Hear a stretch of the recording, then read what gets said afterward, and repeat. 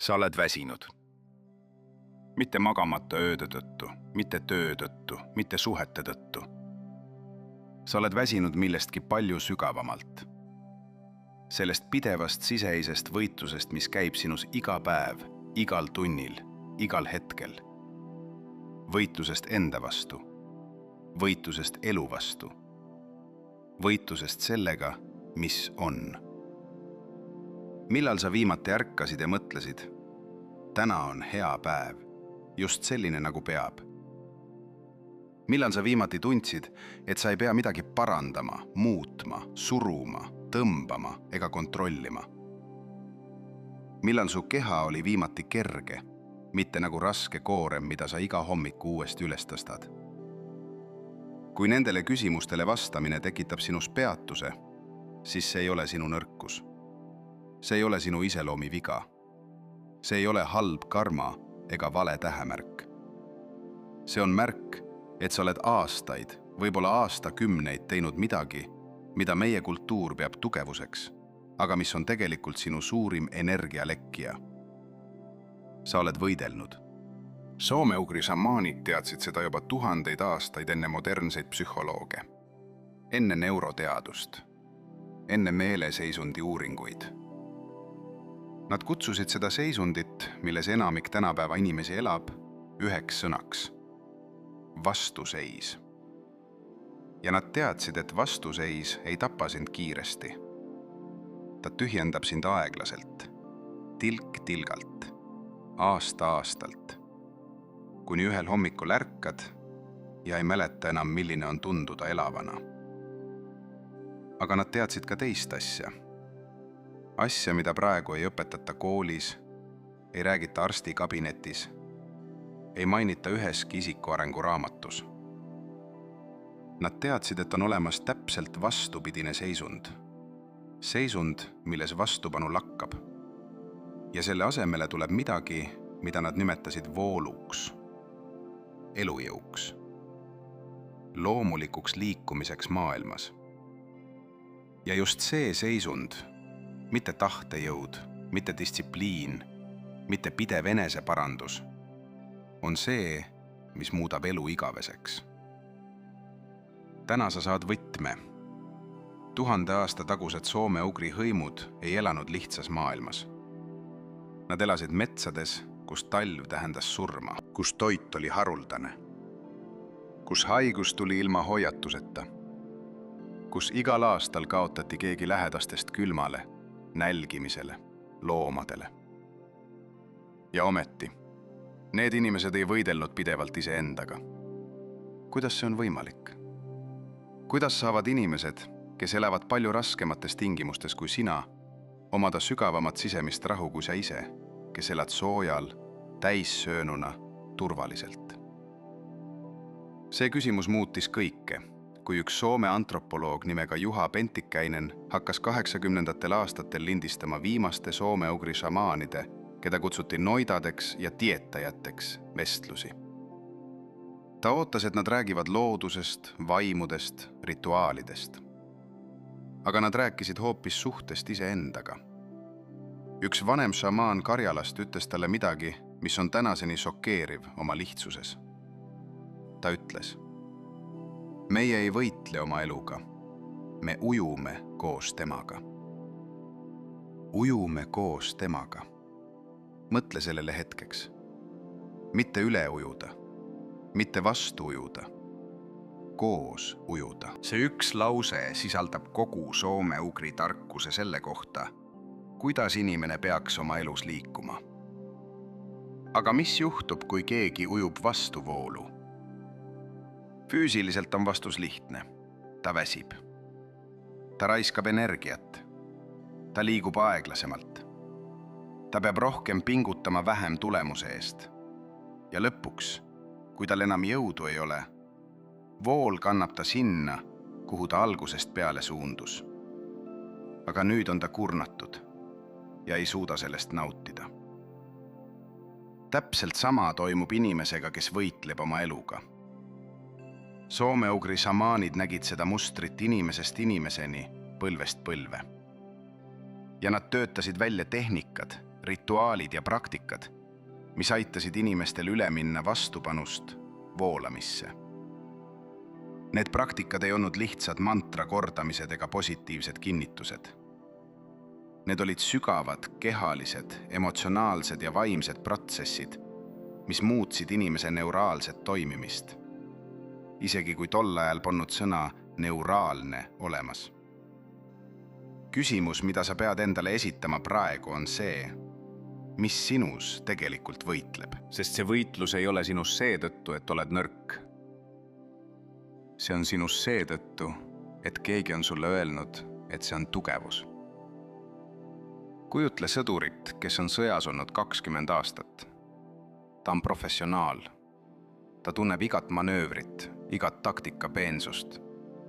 Ta reageerib ohule kiiresti, täpselt, tõhusalt. Sõja ajal on ta väärtuslik. Ta on see, keda vaja. Aga nüüd sõda on läbi. Ta läheb koju. Ja ta istub õhtusöögile, aga ta istub nii, et ta näeks ust. Ta ärkab iga häälitsuse peale. Ta analüüsib igat vestlust strateegiliselt. Ta planeerib igat olukorda nagu lahingut. Ta ei suuda lihtsalt olla. Sest 20 aastat on ta aju harjutanud ühe asjaga. Ellujäämine. Enamik tänapäeva inimesi on see sõdur. Aju teeb täpselt seda, mida ta on harjunud tegema. Ja meie ühiskond on aastakümnete jooksul harjutanud meie ajud sõda pidama, kuid mitte välisvastaste, vaid iseendaga.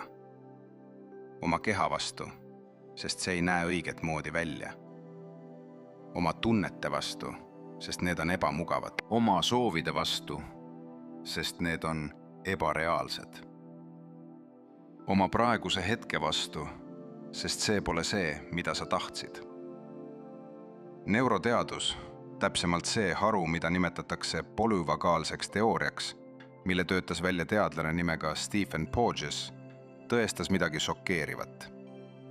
See teooria kirjeldab, kuidas inimese autonoomne nervisüsteem, see süsteem, mis juhib su südame löögisagedust, hingamist, seedimist, immuunvastust, on pidevalt aktiivsel ohuvaatlemisel. Mida see tähendab sinu jaoks? See tähendab, et kui su keha on krooniliselt võitle või põgene seisundis, ta ei suuda samal ajal parandada ennast. Ta ei suuda seedida tõhusalt. Ta ei suuda magada sügavalt. Ta ei suuda luua uusi rakke optimaalselt. Ta ei suuda isegi armastada täielikult. Sest armastus nõuab turvatunnet, mida stressirežiim ei suuda pakkuda. Soome-ugri šamaanid ei teadnud seda terminoloogiat, aga nad teadsid täpselt sama asja. Nad ütlesid, kui mees võitleb metsa vastu, mets ei muretu. Mets kasvab edasi, aga mees raiskab oma jõu. Sa oled mets raiskamas oma jõudu, võideldes iseendaga. Kus su keha praegu pinges on? Mis lihased on kõvad? Mis piirkond on suletud? See ei ole juhuslik. See on kaart. Kaart sellest, kus sa praegu kõige rohkem võitled. On üks traditsioon, mida on varjatud nii tõhusalt, et enamik inimesi, isegi need, kes uurivad šamanismi, selle olemasolust ei tea. See traditsioon ei ole kirjutatud raamatutesse, sest need, kes seda hoidsid, ei kirjutanud. See tradeeriti suusõnaliselt, spetsiifiliselt valitud inimestelt valitud inimestele. Soome-ugri šamaanide seas oli olemas rituaal, mida kutsuti vastuvõtmise väravaks. See ei olnud rituaal, mille eesmärk oli midagi saada. See oli rituaal, mille eesmärk oli loobuda vastupanust. Ja siin on paradoks, mis on nii sügav, et enamik lääne mõtlemisega kasvatatud inimesi ei suuda seda esimesel kuulmisel mõista. Vastuvõtmine ei ole kapituleerimine. Vastuvõtmine ei ole nõustumine, et asjad teavad jääma selliseks, nagu nad on. Vastuvõtmine ei ole passiivsus ega apaatia. Vastuvõtmine on jõuallikas. Kuidas? Mõtle sellele nii. Kui sa sõidad autoga ja käigukang on neutraalasendis, siis mootor töötab, aga jõud ei kandu ratastele. Auto ei liigu. Energia raiskub. Aga kui sa paned käigukange sisse, täpselt sama mootor, täpselt sama kütus, täpselt sama pingutus, hakkab auto liikuma, sest energia on nüüd ühendatud. Vastupanu on neuraalne asend. See eralutab su sisemise energia tegeliku tegevuse põhjustamisest. Sa pingutad sama palju, aga sa ei liigu, sest kõik see energia kaob vastupanus iseendale. Vastuvõtmine on see moment, mil käigukang läheb sisse. Soome-ugri šamaanid kutsusid seda seisundit sõnaga, mida eesti keeles saab kõige täpsemalt tõlkida kui voolamine.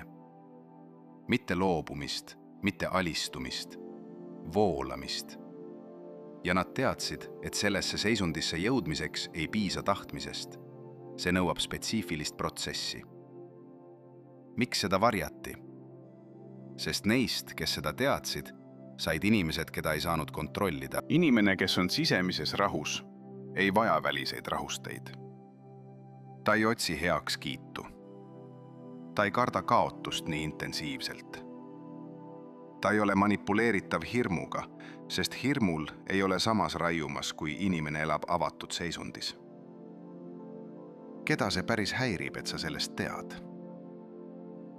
Soome-ugri kosmogoonia, see tähendab maailmanägemuse süsteem, mis on soome-ugri rahvastel kogu nende eksistentsi vältel olnud, nägi maailma kolmekihilisena. Ülemine maailm, kus elasid jumalad ja taevavaimud. Alumine maailm, kus elasid surnute vaimud ja maapõhja vaimud. Ja keskmaailm, kus elas inimene. Inimene oli sillaehitaja nende maailmade vahel. Ja šamaan, noida, tietaja oli see, kes teadis, kuidas seda silda oma kehas hoida avatuna. Mis on see sild meie tänapäeva keeles? See on täpselt sama, mida neuroteadlased nüüdseks nimetatavad vagaalseks toonuseks. Pladjuv nerg, vaguse nerg, ladina keeles nervus vagus, on teadlaste poolt üha enam uuritud nähtus. See on üks pikim nerg inimese kehas, mis kulgeb ajutüvest südame, kopsude ja seedeorganite kaudu kõhuni. Ja see nerg on otsene füüsiline ühendus su aju ja su keha vahel. Kõrge vagaaltoonus, see tähendab hästi toimiv vaguse nerg, tähendab, et sa oled rahulik, aga ergas. Avatud, aga mitte ülekoormatud. Võimeline tundma, aga mitte kaotuma tundmistesse. Sa oled seisundis, mida psühholoogid kutsuvad optimaalseks arenguseks. Madal vagaaltoonus, mille põhjustab kroonilise stressi ja vastupanuseisund, tähendab täpselt vastupidist. Ärevus, depressiivsus, seedimisprobleemid, immuunsüsteemi nõrgenemine, unehäired, raskused emotsionaalse reguleerimisega. Soome-ugri šamaanid ei kasutanud sõna vaguse nerg, aga nad töötasid täpselt selle süsteemiga. Nende laulude, rütmide, hingamistehnikate ja liigutuste eesmärk oli täpselt see, mida kaasaegsed uuringud nüüd kinnitavad. Vagaalse toonuse tõstmine, ühenduse avamine, keha viimine seisundisse, kus ta saab paraneda, kasvada ja voolata. Kus sinu ühendus on praegu suletud? Kui sa hingad praegu sügavalt sisse ja välja, kas su kõht liigub? Kui ei liigu, siis sa hinged krooniliselt kitsalt, pinges seisundis. See ei ole su keha probleem. See on märk sellest, kus töö teha. Eesti laulupärimuses on midagi, mida me tänapäeval sageli ei mõista selle algses tähenduses. Vanad regilaululised, need inimesed, kes hoidsid soome-ugri laulu elus läbi sajandite, ei laulnud lihtsalt selleks, et olla koos või selleks, et midagi tähistada. Nad laulsid selleks, et muuta oma seisundit.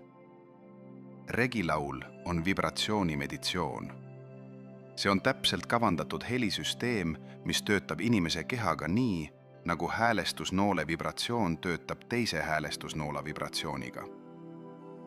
Kui sa kuuled ühte häälestusnoolt vibreerimas, hakkab kõrvalseisev samale toonile häälestatud nool samuti vibreerima, ilma et keegi teda puutuks.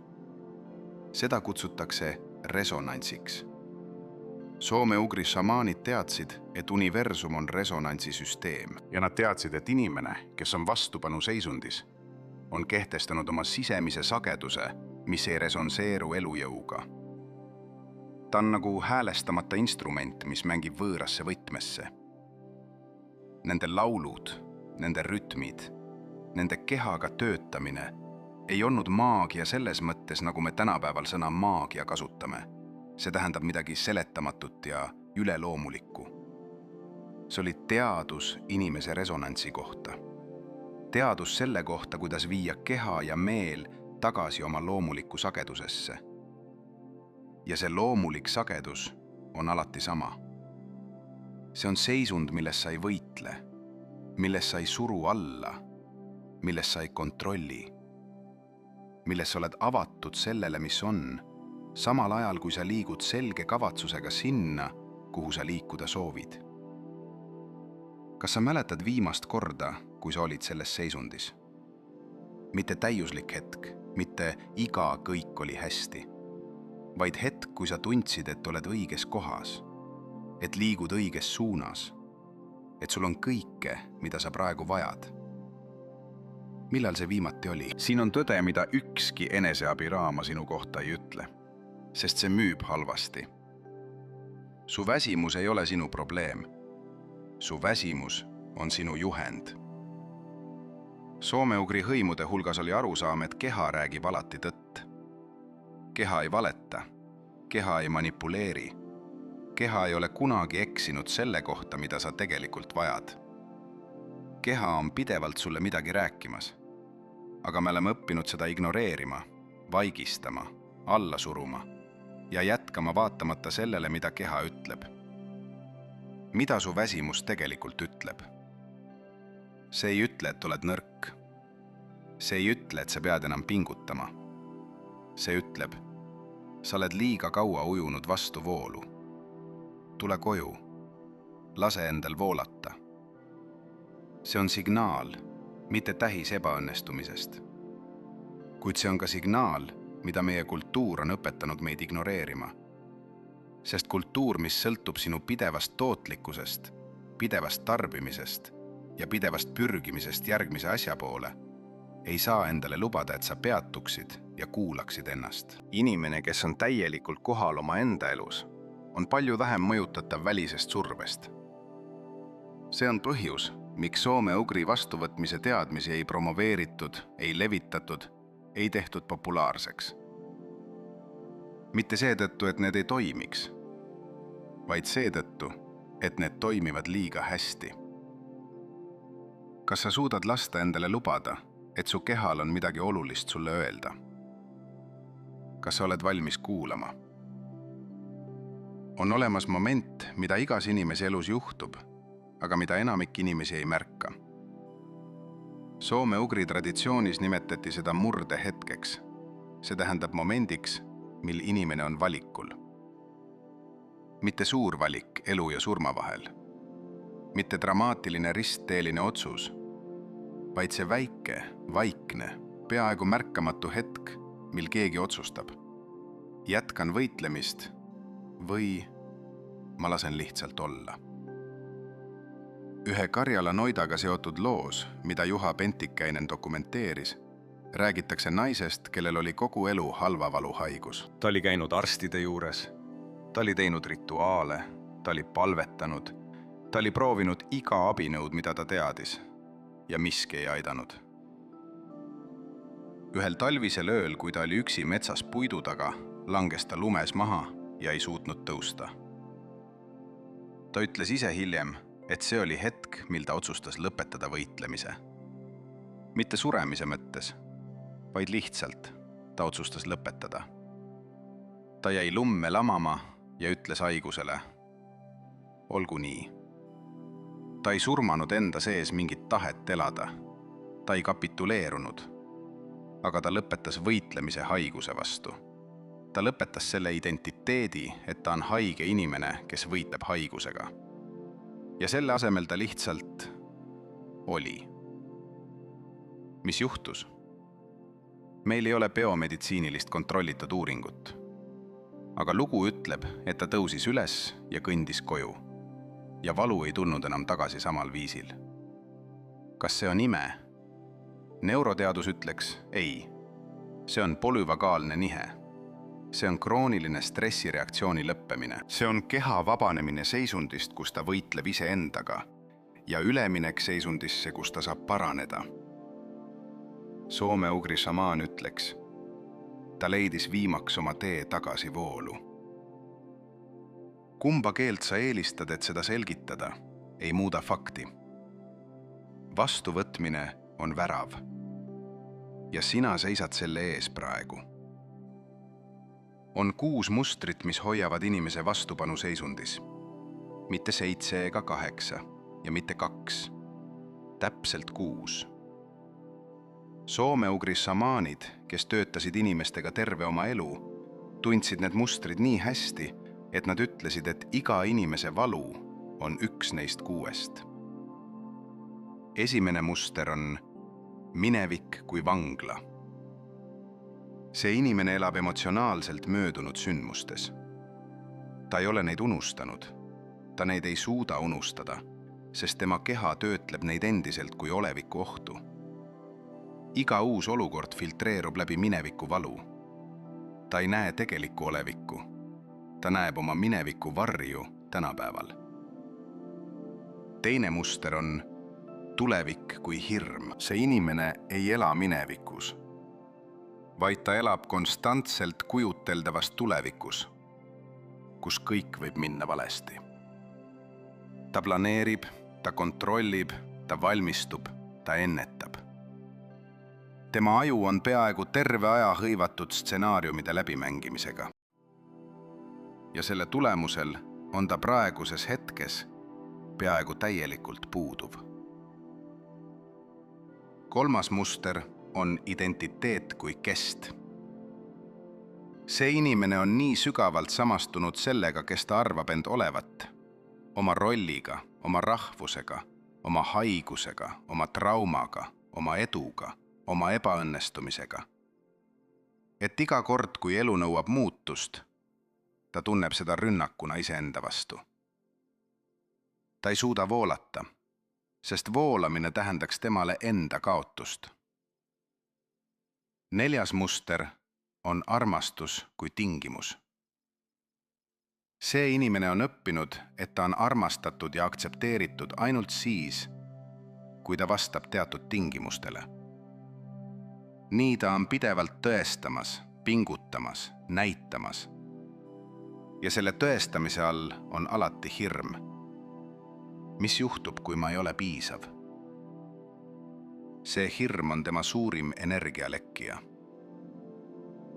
5. muster on keha kui vaenlane. See inimene on konfliktis oma füüsilise kehaga. Ta ei meeldi oma kehale. Ta ei usalda oma keha. Ta ignoreerib oma keha signaale. Ta töötab vastu sellele, mida keha vajab, ja siis imestab, miks ta alati kurnatud on. 6. muster on spirituaalsus kui põgenemine. See inimene kasutab vaimseid praktikaid, meditatsiooni, jooga, usundit, kristallid, äratuste otsimist, selleks, et põgeneda oma tegelikkusest, mitte selleks, et sellega sügavamalt ühenduda.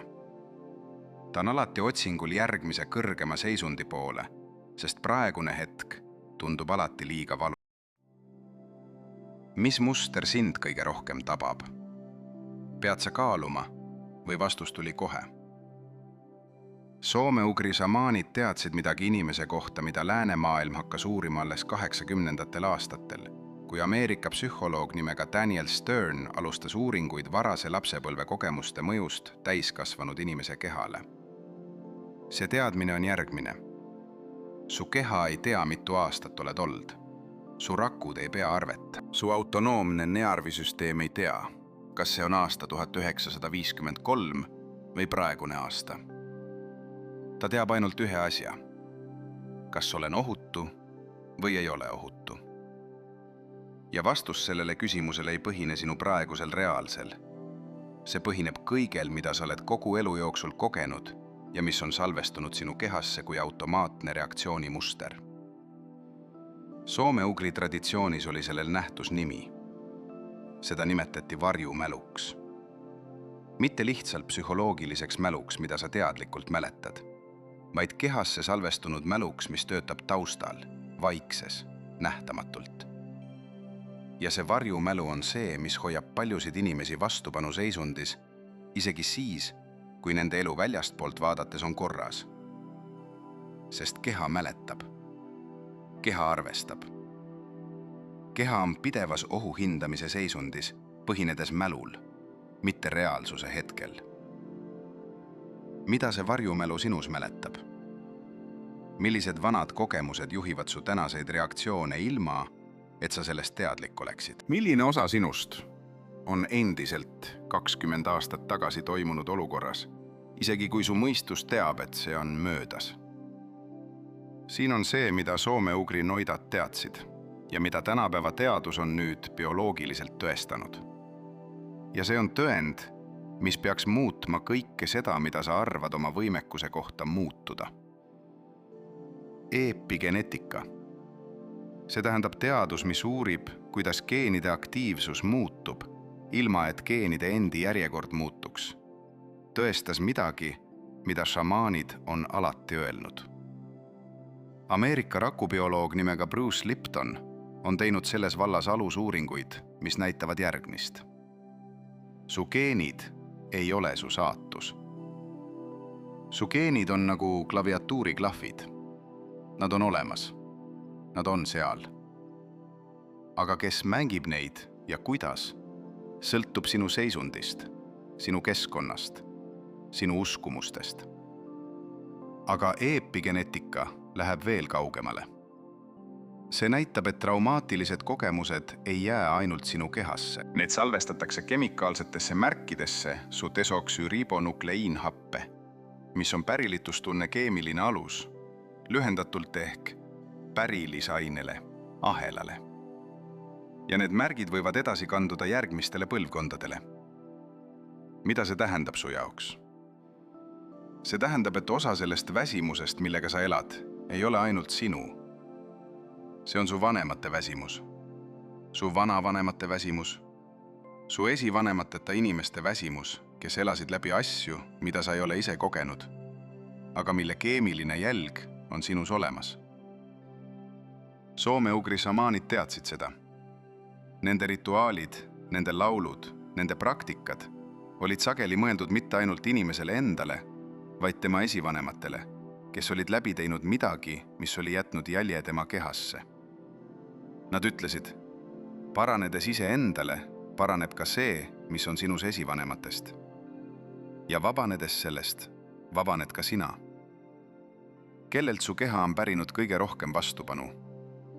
Millise esivanema hirmud, millise esivanema võitlushood tunned sina oma kehas? Iga suur tarkuse traditsioon maailmas on jõudnud samale teadmisele. Nad kasutavad erinevaid sõnu, erinevaid metafoore, erinevaid rituaale, aga tuum on sama. Zen-budism kutsub seda wu-weiks. See tähendab tegevus mitte tegemise kaudu. Taoismi traditsioon räägib vee loodusest, mis ei võitle, vaid voolab madalamale, ünder takistuste, alati leides tee.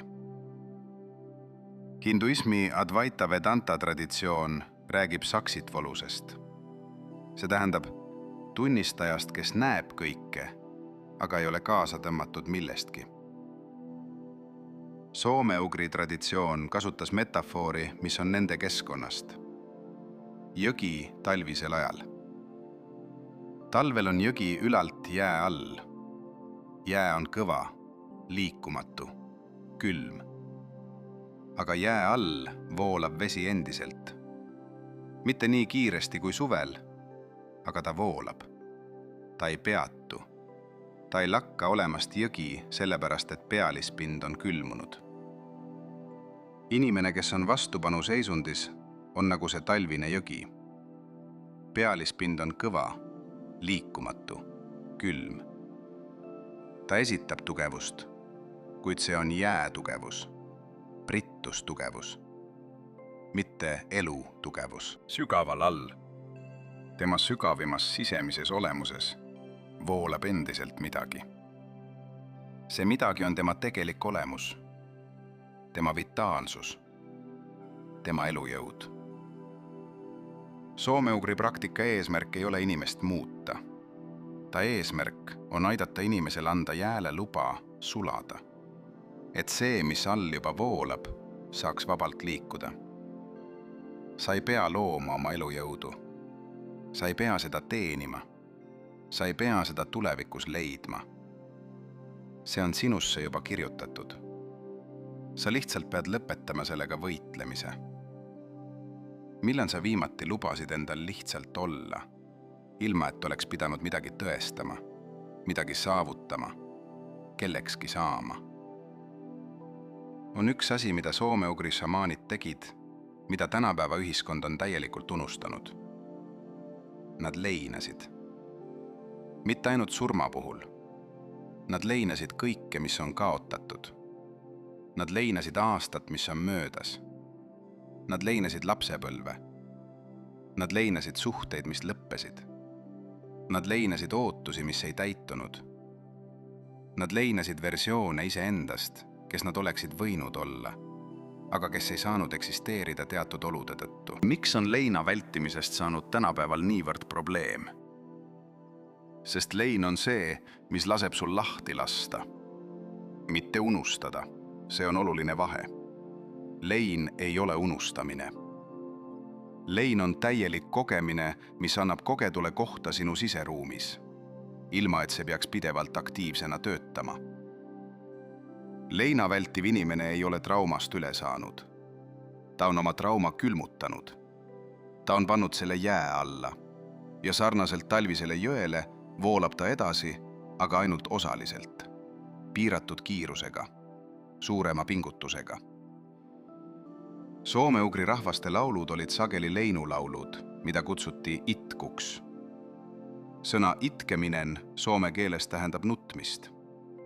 Ja need itkutraditsioonid ei olnud nõrkuse märk. Need olid rituaalid, mille käigus inimesed andsid oma kehale loa täielikult kogeda seda, mida nad olid üritanud alla suruda.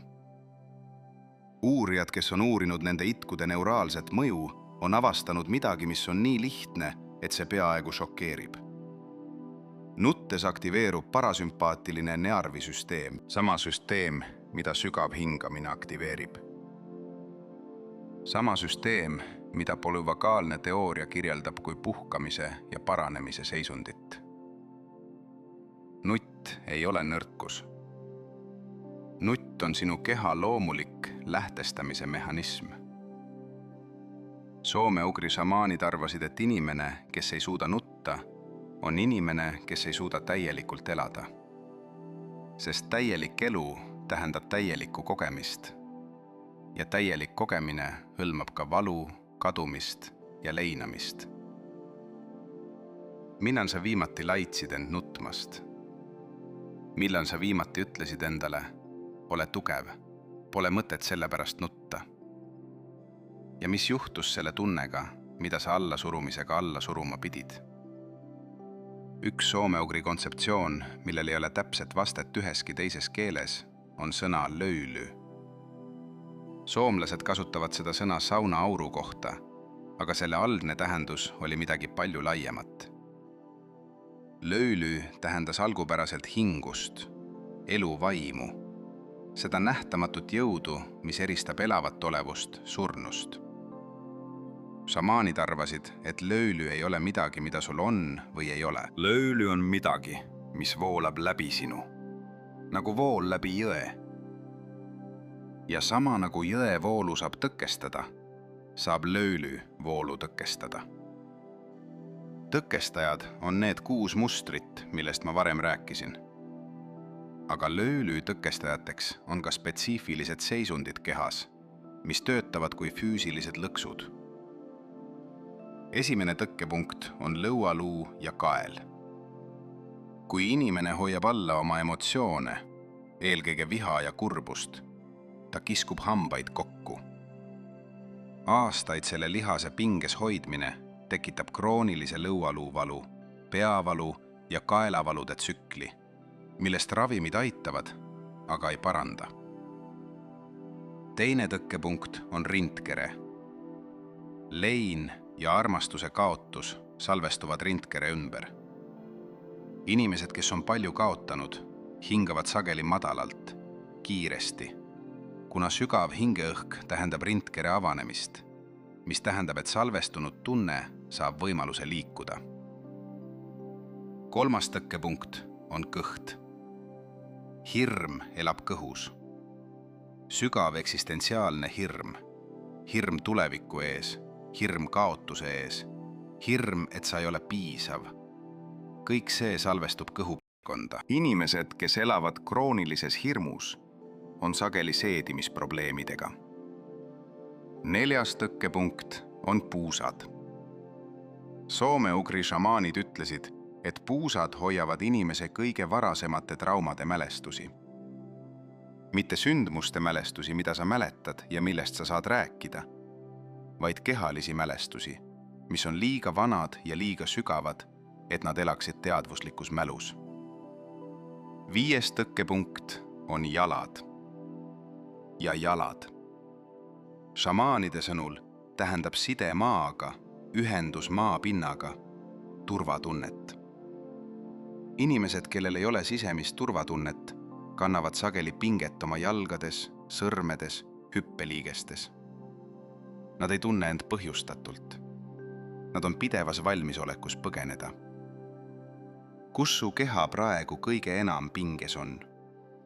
See on su löölüü tõkkepunkt. See on koht, kust vastuvõtmise töö algab.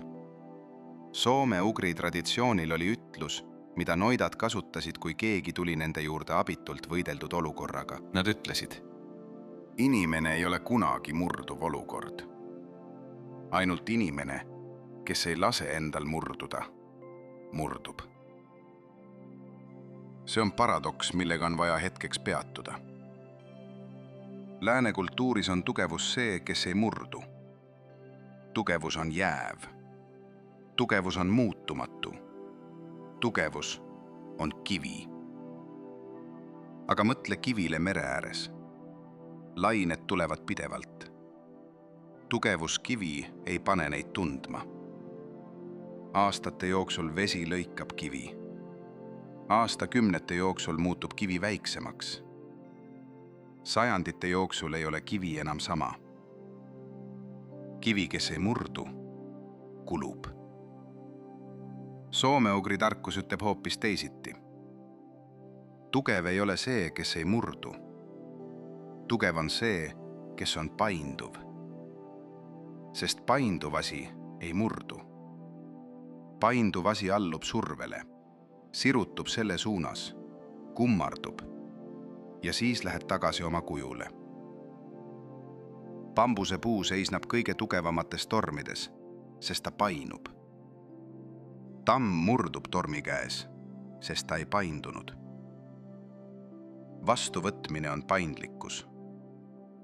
See ei tähenda, et sa saadad iga tuuleiili kaasa. See tähendab, et sa suudad lasta sündmustel, tunnetel ja asjaoludel sinu läbi liikuda, ilma et need sinusse jääksid.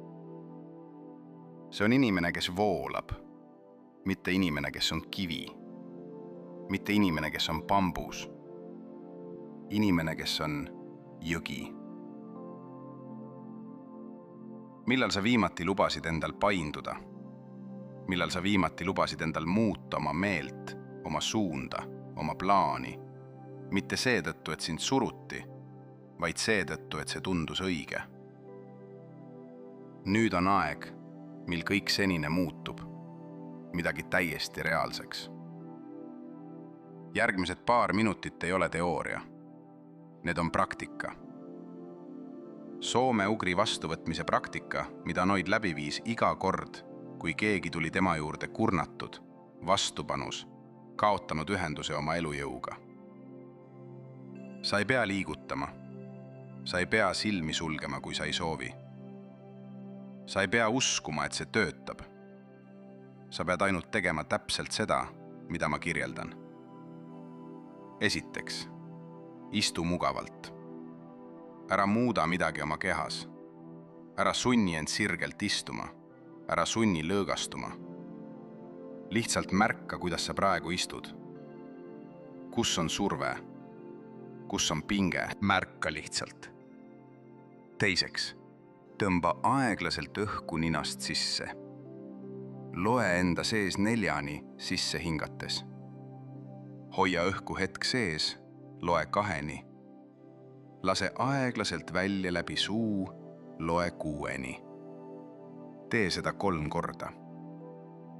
Selle hingamise eesmärk on täpselt see, mida soome-ugri šamaanid teadsid ja mida kaasaegne polüvagaalne teooria kinnitab. Pikk väljahingamine aktiveerib parasümpaatilise neearvisüsteemi.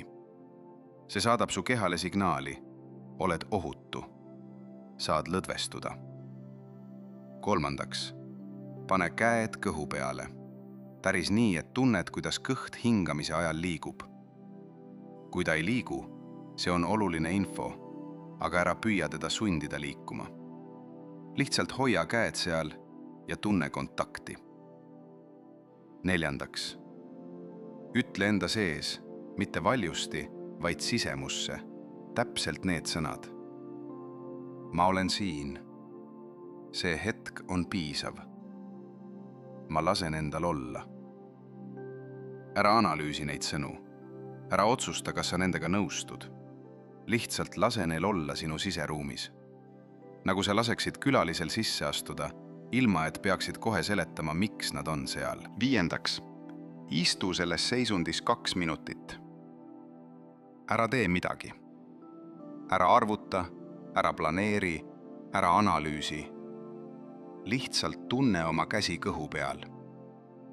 Tunne õhu liikumist. Tunne oma jalgu põrandal. Ole lihtsalt kehas, ilma et peaks midagi muud olema. 6. Pärast neid 2 minutit küsi oma kehalt ühe küsimuse. Mitte oma mõistuselt, kehalt. Küsimus on, mida sa vajad praegu? Ja siis kuula. Ära ootale sõnu. Kuula keha aistinguid. Tule vastus kerge rinnana, soovina lamada, vajadusena vett juua, vajadusena liikuda. See on keha vastus. See on reaalne. See on vastuvõtmise praktika esimene samm. Soome-ugri noidad ütlesid, et kui seda teha järjepidevalt, muutub seisund päevade, mitte aastate jooksul. Mitte seetõttu, et elu muutub, vaid seetõttu, et sina muutud. Nüüd mõtle sellele inimesele, keda sa kõige rohkem irigeerid. Mitte vihkad, mitte kadestad. Irigeerid. See inimene, kes tundub alati liikuvat kergelt, kellele asjad tunduvad tulevat loomulikult, kes ei pea pidevalt ronima, suruma, võitlema. Sa oled arvanud, et neil on midagi, mida sinul ei ole. Parem õnn, parem lähtepunkt, rohkem talenti, rohkem ressursse. Aga nüüd, pärast kõike seda, mida sa tead, küsi endalt. Mis on tegelikult erinev? Mitte nende välised asjaolud, vaid nende sisemine seisund. Soome-ugri šamaanide seas oli ütlus. Inimest, kes ujub vooluga kaasa, võib kerge tuul viia kaugele. Inimest, kes ujub vastu, ei vii isegi tugevaim torm kuhugi. Need inimesed, keda sa irigeered, ei uimu rohkem. Neil ei ole rohkem energiat. Nad lihtsalt ei raiska oma energiat pidevale siseisele vastupanule. Nende energia on suunatud väljapoole, ellu, tegudesse, suhetesse, sest seestpoolt ei nõua pidev sõda oma tasu. See on saavutatav. See on õpitav. Mitte üleöö, mitte ühe video järgi, aga algus tehakse praegu, selles hetkes, selle valikuga. Valik ei ole suur, valik on väike. see on vaid otsus küsida, kas ma saan selles olukorras, selles tunnustuses, selles kehas, selles elus praegu lihtsalt olla, ilma et peaksin midagi muutma. Inimene, kes on läbinud vastuvõtmise protsessi, ei tundu väljastpoolt eriline. Ta ei kõnni kiiremini ega räägi valjemalt. Ta ei ole tingimata edukam selle sõna tavalises tähenduses. Aga kui sa oled temaga koos, sa tunned midagi. Sa tunned, et ta on kohal, täielikult kohal. Ta ei ole mõtetes järgmise koosoleku pärast. Ta ei muretse, kuidas ta välja näeb. Ta ei planeeri oma järgmist lauset samal ajal, kui sa räägid. Ta on siin.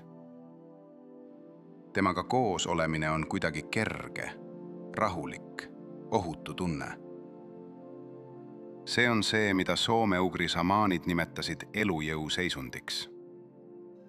Mitte jõuline, kõrget staatuse energiaga inimene, kes täidab ruumi oma isikupäraga, vaid inimene, kes on nii rahulik oma eneses, et tema rahuliku juuresolek mõjutab ruumi energeetikat.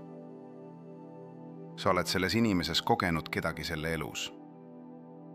Mõtle tagasi. On mõni vanem sugulane, endine õpetaja, mõni sõber, kelle juuresolek on alati olnud kergendav. See ei ole juhuslik. See on energia, mis tuleb kohalolust, vastuvõtmisest, voolamise seisundist. Sa saad selleks inimeseks. Mitte kellekski muuks. Mitte ideaalsemaks versiooniks kellestki teisest. Selleks inimeseks, kes sa oled oma kõige loomulikumas seisundis. Kes sa oled, kui sa ei võitle. Soome-ugri tarkus ütleb seda nii. Sa ei pea muutuma. Sa pead lõpetama võitlemise sellega, kes sa juba oled. Enne kui sa lahkud sellest hetkest, on üks asi, mida ma palun sul teha. Kirjuta kommentaaridesse üks asi, mis praegu sinus kõmises.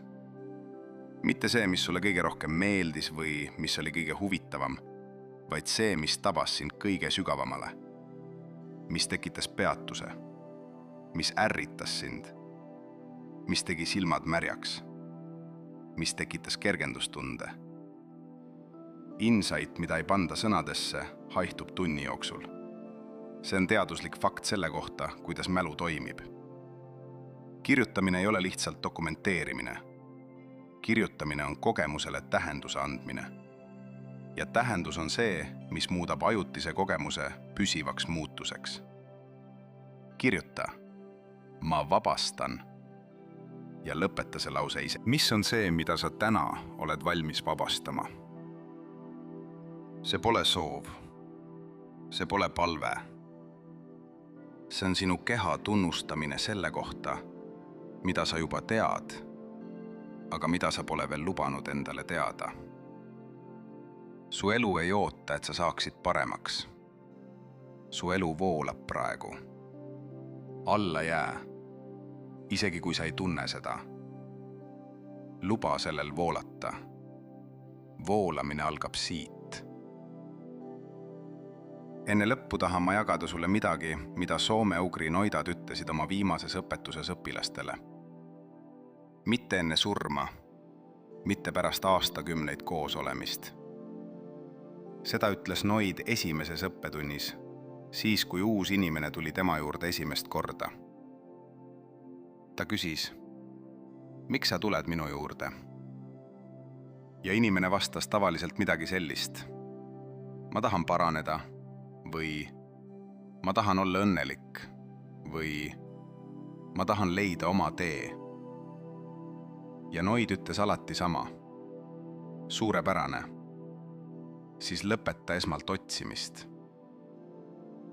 Mitte seetõttu, et pole midagi leida, vaid seetõttu, et otsimise akt ise kinnitab eelduse, et see, mida sa vajad, on kusagil mujal, kaugel, sinust väljaspool. Ja nii kaua, kui sa arvad, et see on kusagil mujal, sa ei suuda näha, et see on juba sinus.